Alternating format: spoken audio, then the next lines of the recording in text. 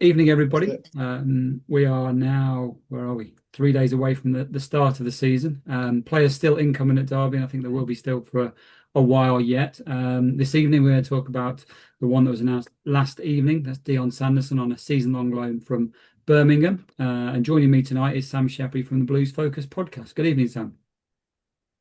Evening, Nigel. Nice to be joined by you, and nice to be back in the championship as well. Welcome back. Yeah, we can heartily recommend it. It's a much better place to be than League One, that's for sure.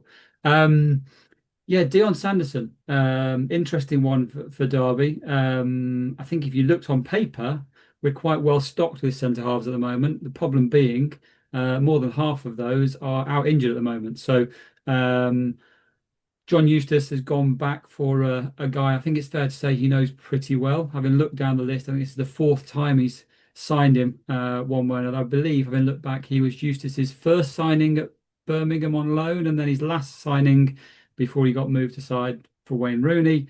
And then I think one of his final signings at Blackburn on loan before he came to Derby in the window in January. So yeah, a known item to John Eustace, but not perhaps to Derby fans. So perhaps you can start off by telling us what sort of player we're getting in Dion. So with Dion Sanderson, it was a bit of a turbulent time for him at Birmingham because he was signed, as you said, initially by John Eustace. I think he was there under Lee Bowyer as well, so he had two separate loan spells before he was signed permanently.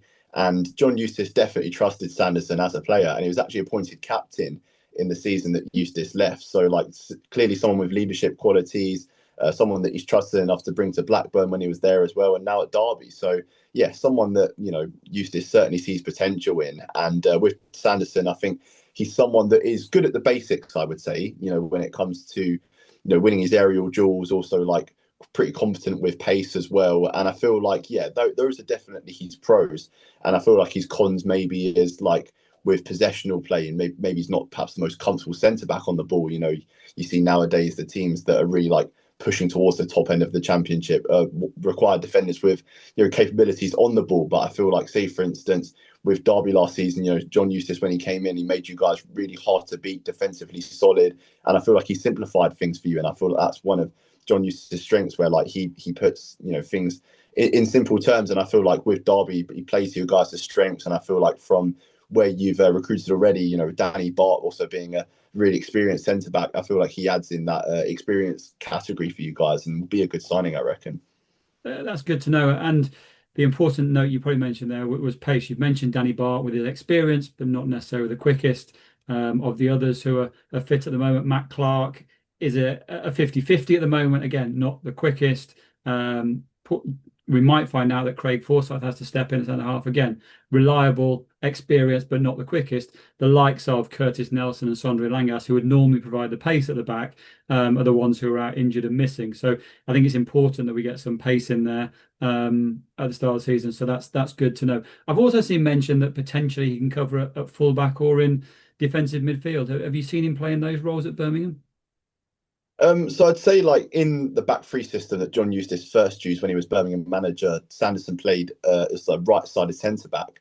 So yeah, he does definitely have capabilities sort of within those right back positions, because I think there was times where in the season that he played in that back three, the right wing back would really like bomb up and then Sanderson would cover there on the right. So yeah, I'd say he has capabilities there. As a holding midfielder, I've not seen that at Birmingham.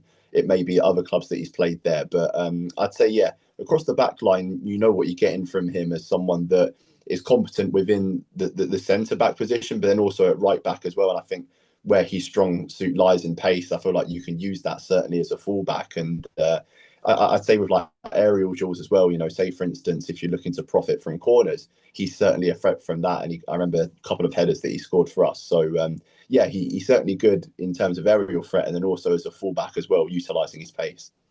Yeah, that sounds good. I think at Derby we do have a soft spot for centre halves. In recent times, Curtis Nelson, and of course, Aaron Cashin, who's with you now, and going all the way back to Roy McFarland and various in between, Stimac, etc. So they almost get as good a status as number nines at Derby. So it's good to see somebody that can perform at both ends of the pitch there. I mean, one curiosity perhaps around the deal is why Derby have signed him on loan rather than a permanent deal.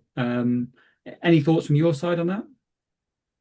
So from a Birmingham side, I don't think that Sanderson necessarily has a future in the new regime. So it does confuse me as well as to why it's a loan spell. And I know he was loaned out as well to Blackburn because at the first half of last season, he was someone that actually was picked in the starting 11 against Reading for that opening day. And he was picked in the first League Cup fixture as well against Charlton. But he got sent off in that game. And ever since he got sent off in that cup game against Charlton, he didn't really start for us, and it was kind of like substitute appearances when we were seeing out games. And then he was loaned out in January to Blackburn when John Eustace was there.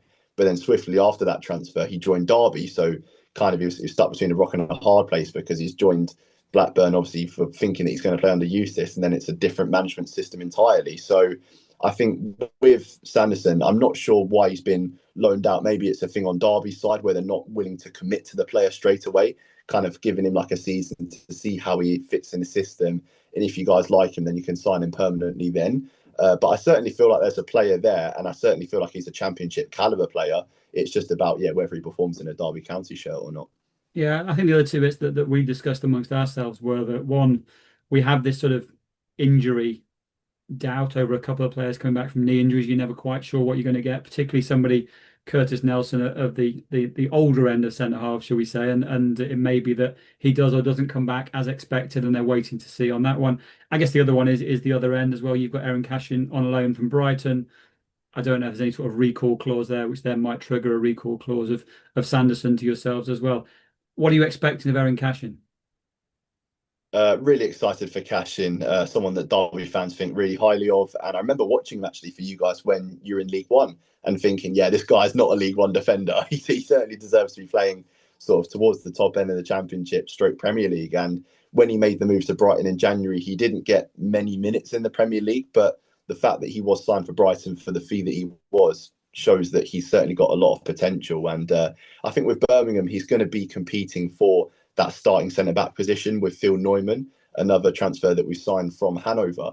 And Christoph Klar in the team is pretty much nailed on, who was the centre back that won player of the season last season, signed from Darmstadt in the Bundesliga. And with Cashin, yeah, he certainly has a lot of perks, being someone that can cover a lot of different positions, versatile. And although he's not the actually biggest in height, he wins a lot of aerial duels. So that's certainly a positive as well. And Republic of Ireland international. So there's certainly a lot of boxes to tick there. And yeah, going to be really interesting to see how he fits in the Birmingham system.